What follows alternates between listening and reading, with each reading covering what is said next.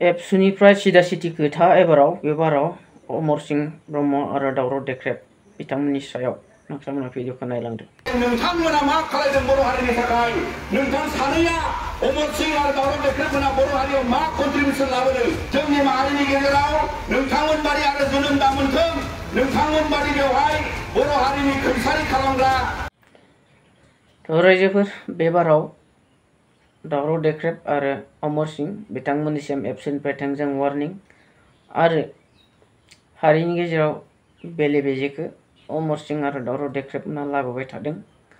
बे बाथ्राखौ बुंदों दिनै एबसुनि दैदेनगिरि बिथांमोना आरो बिनिनो दिनै माखासे धरना बा दुखु मोननाय फोरमायदों बिथांमोना।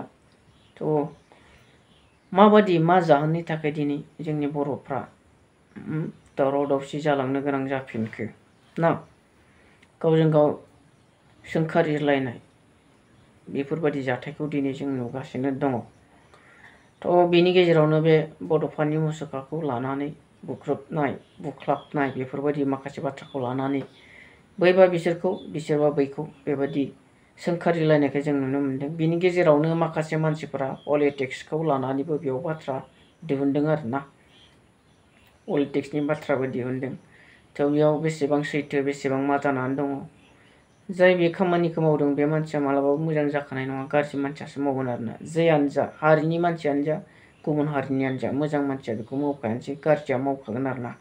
गाज्रिया जेरैखिबाबो जिखौबाबो मावखागोनखा, बे मानसि सिथारनायबाबो मावखागोन, मानसि बुख्रुबनायबाबो मावखागोन आरो सोरनिबा मुसुखा बुख्रुबनायखौबाबो बे गाज्रि मानसिया मावखागोनखा, बेयो मावखागोनखा आरो मावखागोन। बेखायनो दिनै बेनि समाधानखौ जों गावजों गाव गोरोबलायनानै नागिरनांगौ आरो बे मानसिखौ साजा होथारनांगौ जाया बे खामानिखौ मावदों। जिहेथु बिनि गेजेरजोंनो दिनै गावनि हारियाव जोंनि बर' हारियाव एना एनियाबो बिजोंबा बिजों सोंखारिलायनायाबो जागासिनो दं। थ' एबसुनि दैदेनगिरि बिथांमोना दुखु मोननाय फोरमायनायजों लोगोसे आरो दावराव देख्रेब आरो अमर सिंह बिथांमोननि सायाव माखासे बाथ्रा माबादि बुंदों नोंथांमोना खोनासंलांदो बे समाव। सोरबा सोरबा सानैसोआ न' सिङाव थानानै हारि दाफांनो नाजायो, सोरबा सोरबा सानैसोआ नाम बुंनांगौबा बिथांमोना दावराव देख्रेब अमर सिंह ब्रह्म बिथांमोन बायदि सुबुङा दिनै बर' हारिनि गेजेराव दुलाराय बर' फरायसाफोरखौ दुसिनाय, माइरं हाउसनि हाखौ लानानै दुसिनाय, बड'फा हाउसनि हाखौ लानानै दुसिनाय, दिनै बेबादि मोनसे खैसाराव जोनोम मोननाय बिथांमोन बेबादि मोनसे चक्र खालामग्रा बेबादि सुबुङा दिनै बर' हारियाव जोनोम मोननाया जोबोद दुखुनांथाव। दा बेनि थाखायनो आरोबाव खेबसे दिनै बड'फानि मुसुखानि खाथिनिफ्राय बिथांमोनखौ जों हुसियार खालामदों। जुदि नोंथांमोननि बेबादि बाथ्रा बुंनायजोंनो सोरबा सोरबा गोदाव सोराव लाइमोनफ्रा जौ लोंनानै खालामो ना माजों खालामो, दिनै बेबादि माखासे गोसो थुलुंगानाय मोनदों। दा बेनिखायनो आथिखालनि दैदेनगिरि जोंनि दिनैनि एबसुनि आफादगिरि मानो गोनां जिफेन बर' बिथांजों लोगोसे आरो जोंनि एबसुनि जेसेबां जेनेरेशन्स दिनै एबसुनि बारग' आफादगिरि जालांबाय, गाहाय नेहाथारि जालांबाय, आनसलिक जिल्ला दालाइसा गुबुन गुबुन फौजदारि दैदेनगिरि जालांबाय, बिनि उनाव सोरबा सोरबा राजखान्थि खालामबाय। नाथाय नोंथांमोना मा खालामदों बर' हारिनि थाखाय? नोंथां सानैया अमर सिंह आरो दावराव देख्रेबमोना बर' हारियाव मा कन्ट्रिबिउसन लाबोदों नोंथांमोना बेखौ दिनैनि हारिनि गेजेराव नोंथांमोना बेखेवनानै होगोन। बावहाय लाइमोनफ्रा जिउ खहा जादोंमोन, गोरों गोराया गावथारजादोंमोन, बुथारजादोंमोन, नोंथां सानैया बाहाय उन्दुनानै दङमोन, उन्दुनानै दङमोन नोंथां सानैमोना। आरो बे समाव जोङो दिनै बेफोरबादि थासारिखौ नोंथांमोना दिनै गोसोआव ला, नोंथांमोननि न'आवबो गाग्लोबनानै जोङो गोसो जायोबा दिनै जों बड'फानि सार्थआव नोंथांमोननियाव अयथासारखौ जों नुया। आरो बिनि थाखायनो दिनै जोङो बेवहाय बड'फानि बे थानसालियाव थानानै बड'फानि मुसुखानि खाथियाव थानानै जों अराय माहारिनि गोजोनखौ हास्थायनानै जोंनि माहारिनि गेजेराव नोंथांमोन बादि आरो जोनोम दा मोनथों, नोंथांमोन बादि बेवहाय बर' हारिनि खैसारि खालामग्रा माखासे रुम सिङाव थानानै जाथि दानो नागिरग्रा नोंथांमोन बादि दैदेनगिरि जोनोम दाजाथों। दिनै बड'फा उपेन्द्रनाथ ब्रह्मआ बर' माहारियाव जोंखौ फोरोंलांदों आरो दुलाराय बर' फरायसा आफादनि जाय संबिधान बादियै दिनै जोंनि बर' माहारियाव जोङो गासै सेन्ट्रेल डिस्ट्रिक्ट जिल्ला जोंनि गासै आनसलिक कमिटिस जों बयबो संबिधानिक मर्यादायाव थानानै खामानि मावदों।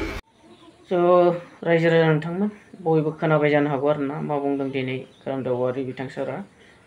दावराव देख्रेब आरो अमर सिंह मोनबादि मानसिया दिनै थारैनो न' सिङाव हाबसोनानै हारिखौ अलखदाव खोलैनायनि थाखाय खैसार सायो नामा दिनै एबसुनि जोंनि दैदेनगिरिफ्रा दिनै बिथांमोननि सायाव बेफोर बाथ्राखौ मानो बुंनो मोनखो आरो मा जाहोननि थाखाय बुंदों दिनै ना बिथांमोननि दावराव देख्रेबा अमर सिंह मोननि लाइ होनायावनो बिदि खामानिखौ मावनो खाबु मोनमारदों नामा जे माखासे लाइमोनफ्रा जौ लोंनानै स' साननो गोनां बाथ्राया बिसो दिनै बेबा बेखौ जोंनि गेजेराव मुं सुलायबाय थायो नाथाय सोर दायनिगिरि गोरोन्थिया सोर बादि मानसिया मावदों जों साननाया मोजां आरोना थ' गुबुनखौल' बेबायदि सोंखारिलायबाय थानानै जों मा जानो नों गाव मावनायखौबो साननांगोन गावनि मावनायखौल' मोजां मावदों होननानै सानब्ला जानाय नङा आरोना जोंनि दिनैनि दैदेनगिरिफ्राबो जोंनि मावनायाबो बबेबा मोनसे गोरोन्थि जादों नामा जों बेखौ साननानै गावनो सुद्रायनो नाजानांगोन आरो बेखौ जोङो सावरायलायनो गोनां जागोन बबेबा मोनसे आफादा ना सोरबा मोनसे हानजाया जोंसो मोजां मावदों जोंल'सो मोजां मावग्रा बेबायदि साननायजों जानाय नङा गासिबो मानसिया मोजांखौ मावजोबनो हाया नोंसोरनि मावनायावबो गोरोन्थि दं बैसोरनि मावनायावबो गोरोन्थि दं नोंनि मावनायावबो आंनि मावनायावबो गोरोन्थिया दं बेखौ जों साननो गावनो बुजिनो रोंनांगोन आरोना बेनि गेजेराव जों गावजों गाव एना एनि सोंखारिलायबाय थानायनि गेजेरजों रावबो खौसेखौ गोजोनखौ लाबोनो हाया नों बैखौ बुंगोन बैबो नोंखौ बुंगोन अब्ला नोंसोरनि गेजेराव माला गोजोना फैगोन